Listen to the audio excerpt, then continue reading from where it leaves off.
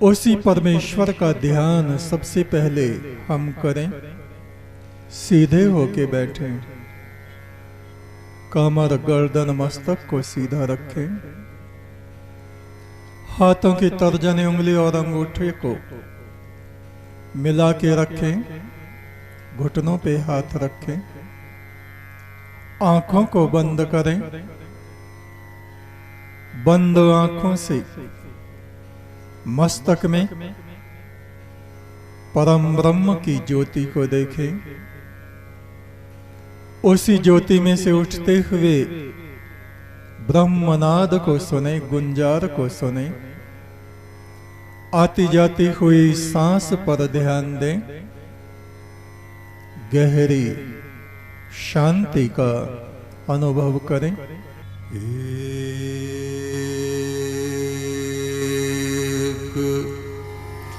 तो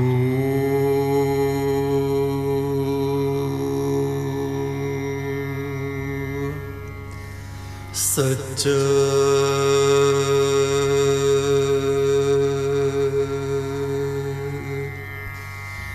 तेरा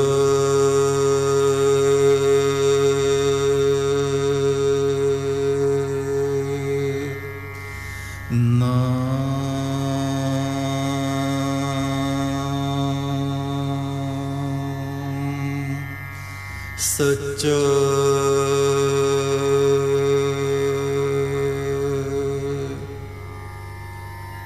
एक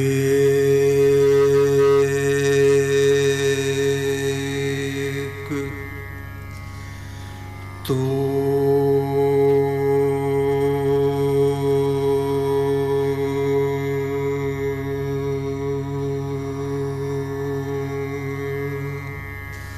सच्चा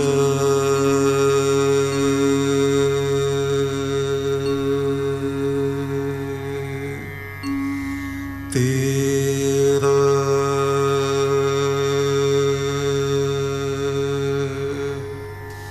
नाम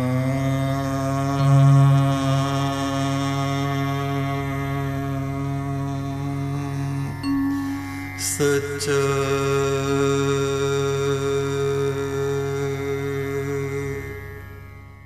भारत की पुण्य धूल माथे से लगाते देवता। भारत की पुण्य धूल माथे से लगाते देवता। भारत की पुण्य धूल माथे से लगाते देवता। पुण्य धूल माथे से लगाते देवता।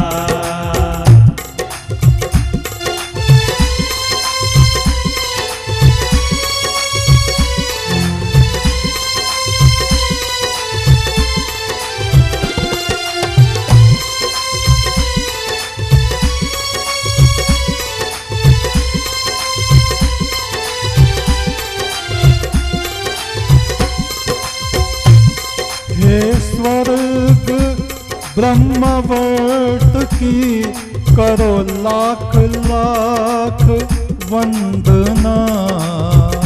स्वर्ग ब्रह्मवर्त की करो लाख लाख वंदना। स्वर्ग जहाँ पुण्यात्माएं रहती हैं, हे स्वर्ग इस ब्रह्मावर्त भारतवर्ष का पहला नाम था ब्रह्मावर्त। उस परम ब्रह्म की अमृत छाया से ढका हुआ देश। हे स्वर्ग ब्रह्मावर्त की करो लाख लाख वंदना। हे स्वर्ग ब्रह्मवर्त की करो लाख लाख वंदना। अमृत के पात्र भर के करो आदि देव की अर्चना।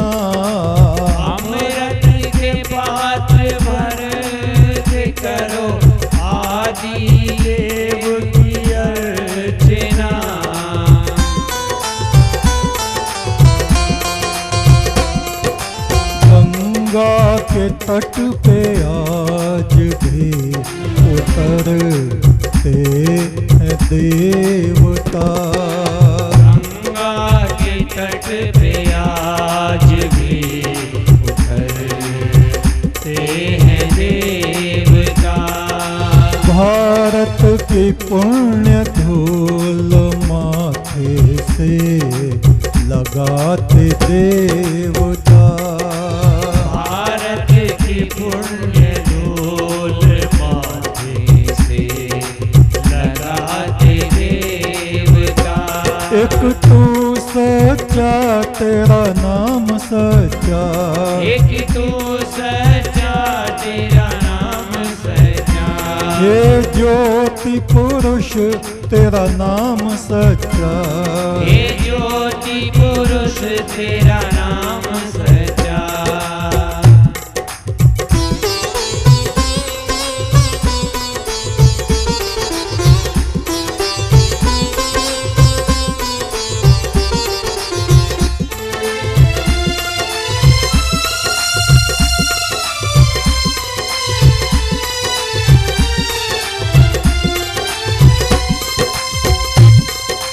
गंगा के तट पे ऋषियों ने साम गान गाया। गंगा के तट पे ऋषियों ने साम गान गाया। सामगान क्या है? सामवेद की ऋचाओं का गायन। ओम नमस्ते अगन पूज से गृणन्ति देवा कृष्टया अमेर मित्र मर्दया अमेर मित्र मर्दया। चार वेद हमारे यहाँ हैं, ऋग्वेद, यजुर्वेद, सामवेद, अथर्ववेद। आप सबको ये वेद पढ़ने चाहिए, खास तौर से हमारे विद्यार्थियों को, साधकों को, सभी को। पढ़ नहीं सकते तो आप इंटरनेट पर सुन सकते हैं। चारों वेदों की एक एक ऋचा, एक भी मंत्र छोड़े बिना चारों वेद, उनका पाठ और गायन हमने YouTube पर, इंटरनेट पर डाला हुआ है। कम से कम एक मंत्र प्रतिदिन आप किसी भी वेद का जरूर सुने, उससे आत्मा में प्रकाश होगा, ज्ञान का उजाला हमारे मस्तिष्क में, बुद्धि में होगा। गंगा के तट पे ऋषियों ने साम गान गाया। गंगा के तट पे ऋषियों ने साम गान गाया। और ब्रह्म ज्ञान सारे संसार में फैलाया। और ब्रह्म ज्ञान सारे संसार में फैलाया।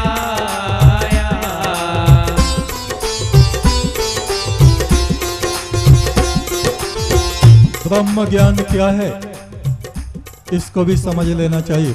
ब्रह्म माने परमात्मा।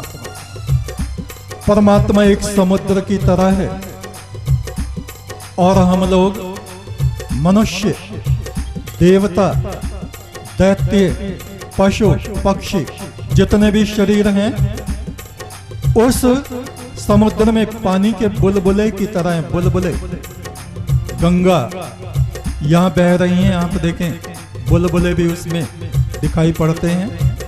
और वो बुलबुला क्या है, उसमें हवा भर गई है और वो पानी का बना हुआ है और थोड़ी देर दिखाई देता है, फिर फूटकर पानी में ही मिल जाता है। ये बुलबुला क्या है? पानी।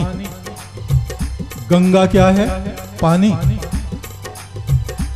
कहने का अर्थ ये है, जब बुलबुला ये समझ लेगा कि मैं पानी हूं, पानी के अलावा कुछ नहीं, तो ये ब्रह्म ज्ञान है। यानी जब हम ये समझ लेंगे कि हमारा ये शरीर, हमारे ये विचार, हमारा ये जीवन, हमारी ये आत्मा उस परम ब्रह्म रूपी नदी में बुलबुले की तरह, उस परम ब्रह्म में और हमारी आत्मा में, हम में कोई अंतर नहीं, यही ब्रह्म ज्ञान है। और जब तक ये ज्ञान नहीं होता तब तक ये आत्माएं भटकती रहती हैं, भटकती रहती हैं। जब तक हमारे चित्त में, बुद्धि में दो चीजें रहती हैं, एक मैं एक तू, चाहे संसार में चाहे परमात्मा के लिए। परमात्मा तू वहां है, परमात्मा मैं यहां हूं। गलत। बुलबुला कह रहा है गंगा को, गंगा तू तो ये है और मैं ये हूं। कितनी देर के लिए कह रहा है? बुलबुला फूटा और खत्म, पानी का पानी। ये ज्ञान जब तक किसी साधक को, किसी महात्मा को, किसी व्यक्ति को नहीं हो जाता तब तक उसको ब्रह्म ज्ञान नहीं होता। ब्रह्म ज्ञान का मतलब यही होता है हमारा शरीर, हमारी आत्मा, सब कुछ उस परम ब्रह्म से निर्मित है और उसी में हम विचरण करते हैं। जैसे बुलबुला यहां से बहा और आगे तक चला जाता है, लेकिन कोई बहुत दूर तक जा सकता है, कोई थोड़ी दूर में फूट जाएगा, कोई अभी बना और तुरंत फूट गया। ऐसे ही हमारा जीवन, हमारी आत्माएं, हमारे शरीर हैं। ये है ब्रह्म ज्ञान। इसको अच्छी तरह से हमें अपनी बुद्धि में रख लेना चाहिए। जो तू है वो ही मैं हूं। तत्त्वम असि, तुम वो ही हो जो वो है। अहम ब्रह्म अस्मि। ये बात दिमाग में बैठती नहीं है। हम सोचते हैं अरे कहां परमात्मा और कहां हम जैसे बुरे इंसान, हम कैसे परमात्मा हो सकते हैं। बुलबुला भी यही सोचता है, कहां मैं जरा सा बुलबुला और कहां ये इतनी बड़ी नदी। मेरा और इसका तो कोई तुलना ही नहीं। ये तो विराट है, मैं जरा सा हूं। अब फूटा पर जब फूट गया तो कहां गया? उसी में चला गया। ये ज्ञान होना ही ब्रह्म ज्ञान कहलाता है। गंगा के तट पे ऋषियों ने साम गान गाया। गंगा के तट पे ऋषियों ने साम गान गाया और ब्रह्म ज्ञान सारे संसार में फैलाया। और ब्रह्म ज्ञान सारे संसार में फैलाया।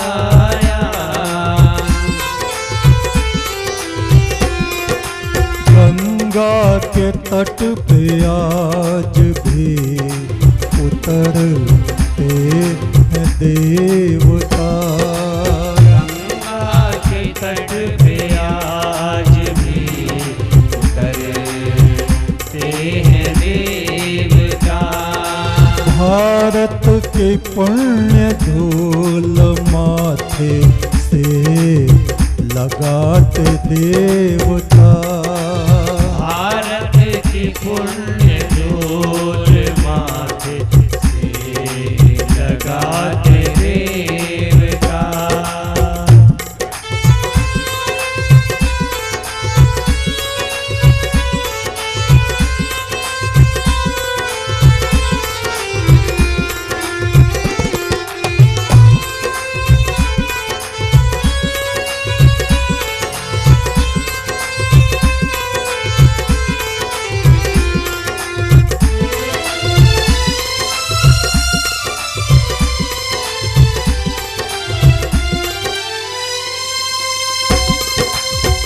ये जो गंगा स्नान का मेला है, कार्तिक पूर्णिमा, किसकी पूर्णिमा है?